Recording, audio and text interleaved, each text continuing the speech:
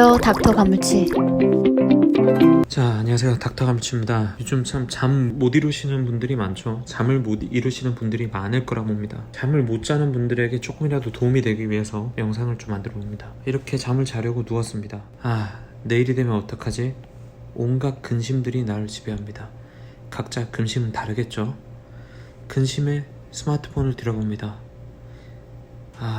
내일 어떻게 되지? 그냥 자야지.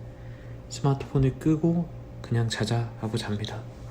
시계를 보니 벌써 3시입니다. 안돼. 6시간은 자야 돼. 내일 일해야 돼. 하지만 째깍째깍 시계 소리만 크게 들립니다. 요 째깍째깍 흐르는 시간의 흐름이 내 피로를 더 갉아먹는 것 같습니다. 다음날이 되었습니다. 너무 피곤합니다. 일은 해야 되죠. 커피 한 잔 마셔야겠다. 저녁 되면 카페인은 다시 껴 나가겠지. 그리고 오늘은 운동을 좀 하고 따뜻한 우유를 좀 마시자. 오늘은 반드시 자야 한다. 그리고 밤이 됩니다. 잠을 못 자는 근심이 이제 더해집니다. 기존의 근심과 잠을 못 자는 근심이 더해져서 나를 지배합니다. 또다시 불안감에 스마트폰을 열어봅니다. 몸은 이미 심하게 피곤한 상태이지만 몸의 피로와는 달리 정신은 멀쩡합니다. 잠시 일어나 볼까? 그래, 조금 돌아다녀 보자. 불을 끄고 나서 다시 자야지. 불을 끄고 다시 누웠지만 시계 소리가 요란합니다. 어제와 같은 오늘의 일상이 반복됩니다. 몸은 어제보다 더 피곤하지만 더 잠은 오지 않습니다. 다시 새벽 3시 슬퍼지기 시작합니다. 4시간은 자야 돼. 4시간은 자야 돼. 잠깐 눈을 붙였지만 몇 시간 잤는지 잘 기억이 안 납니다. 이래서는 내일 일도 못하게 돼. 근심을 더하게 됩니다. 여러분들 이런 사이클을 많이 반복하시죠? 근심이 근심을 낳고 잠을 못 자게 되고 잠을 못 자는 게 다시 근심이 됩니다. 일단은 수면학회에서 권장하는 것이랑 가이드라인 몇 개 좀 보겠습니다. 억지로 누워서 자려고 하니 잠이 안 오는 것.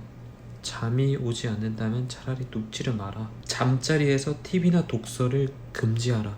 그러니까 잠자리는 이곳에 가면은 자는 곳이라는 인식을 주는 겁니다. 근데 피곤하지 않은데 다시 잠자리에 누웠다면은 TV나 독서를 금하십시오. 누워있는 시간을 조금이라도 줄여보십시오. 잠이 오지 않는다면은 눕지 말고 다시 서서 시간을 보내보십시오. 일부러 수면 제한법입니다.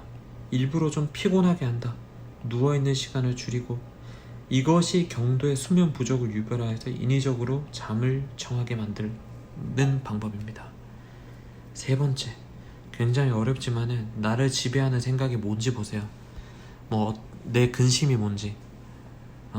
지금 돈 문제일 수도 있고 이성에 대한 문제일 수도 있고 건강에 대한 문제일 수도 있고 이 문제를 명확히 하십시오.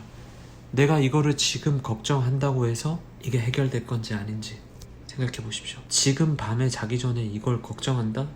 해결이 안 될 가능성이 높은 경우가 많아요. 이 걱정은 내일로 미루자 라고 생각해 보십시오. 이것 때문에 잠을 못 잔다는 게 또 근심이 돼 버리죠.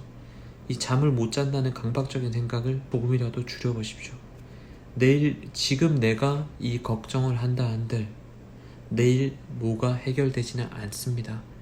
그래서 뭔가 당장이라도 방법을 얻기 위해서 스마트폰을 열어보는 행위, 이런 것들을 최대한 줄여보십시오. 핸드폰은 가능한 멀리 떨어지게 두십시오. 잠자는 데 좀 도움이 될 겁니다. 그리고 잠을 못 자게 되면 이게 또 근심이 됩니다. 잠을 못 자면은 병이 생길지도 몰라. 8시간은 자야 내일 일을 할 수 있을 거야.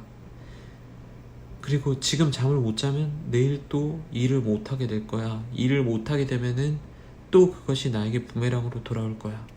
라는 근심을 버려보십시오. 쉽지 않죠. 하지만 눈을 감고 누워서 휴식한다는 생각만으로도 피로 회복은 어느 정도 됩니다. 내가 지금 잠도 못 자고 가만히 누워 있는 것이 전혀 도움이 되지 않는다라고 생각하지 마십시오. 누워서 잠을 청하고 그냥 휴식을 취한다는 생각만으로도 어느 정도 피로 회복은 가능하고 내일 일할 정도의 상태는 돌아올 수가 있다고 생각해 보십시오. 실제로 그런 연구들이 많아요. 이 점을 인지하고 반드시 자야 한다는 불안을 버리자. 반드시 자야 한다는 불안을 버리고 누워서 기분 좋은 생각을 하고 누워있는 것만으로도, 눈을 감고 누워있는 것만으로도 어느 정도 피로회복이 가능합니다. 이게 다 안 된다. 약물 치료를 가보자. 의사를 찾아가자.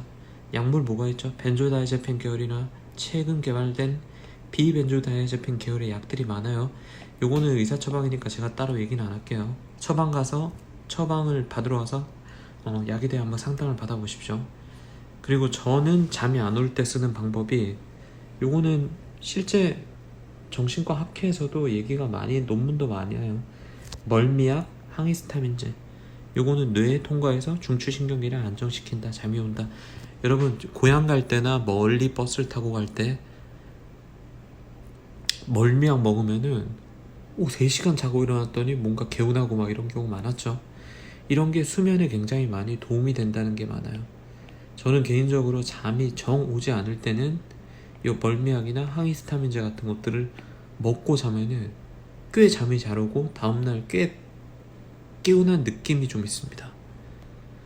자, 그 다음에 멜라토닌 제제죠. 여러분들 수면 호르몬이라고 들어보셨나요? 멜라토닌이 수면을 유발한다. 이거는 수면 잠복기를 감소로 졸림을 유발하게 되고요. 기존 수면제에 대해 효과는 낮아요. 하지만 숙취가 적고 행동 이상이나 의존의 위험이 더 적다.